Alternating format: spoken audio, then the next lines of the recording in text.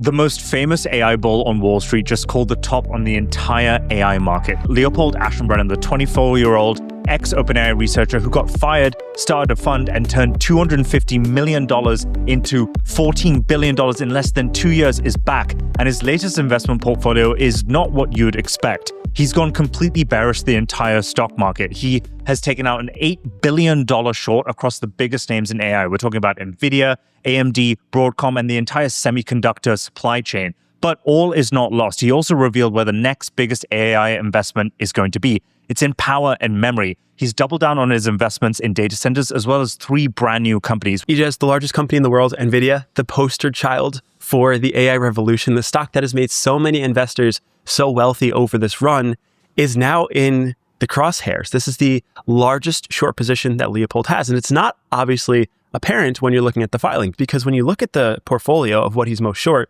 we see Van Eck Semiconductor ETF is number 1.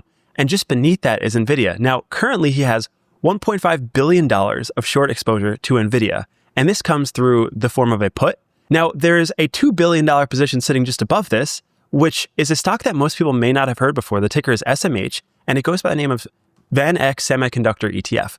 Within this ETF, I was looking through the holdings, and the largest holding is actually NVIDIA at 20%, which means if you combine the top 2 shorts, you get a $1.9 billion short position on NVIDIA. In addition to this position, we have Broadcom, Oracle, AMD, Micron, ASML, Intel, Corning.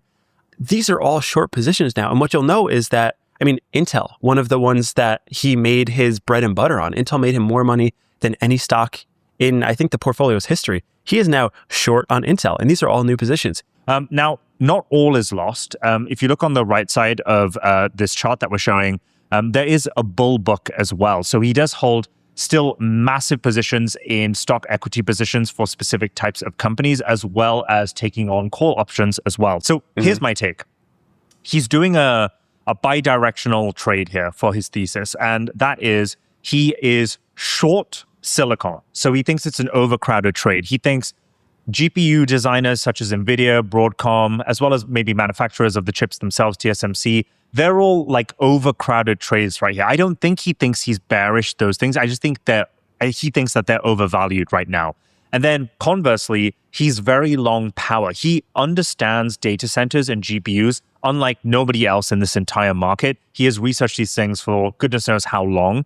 And so he, of all people, will know where that next constraint is. And obviously, he thinks it's power, energy. He doesn't think there's enough energy or ways to get this power and energy to the GPUs itself. So maybe it's not that he's explicitly bearish on the semis specifically, but he thinks that his money is better spent chasing that next constraint. And he's expressed that as not just power, by the way, it's memory as well. He doubled down on SanDisk as well, which, by the way, is up like 40,000% over the last year. So you would think that if any trade was overcrowded, it would be SanDisk. But obviously, he sees something that we haven't. SanDisk is famous for creating a specific type of memory known as NAND flash, which allows you to kind of store temporary memory for AI models. Like when you talk to an AI model, it needs to store temporary memory about you so that it can remember stuff and recall stuff when you're conversing with it. That is explicitly something that SanDisk provides. So I think that he isn't necessarily bearish the GPUs. He's just short-term thinking that it's an overcrowded trade and his money's better spent on things like power and memory.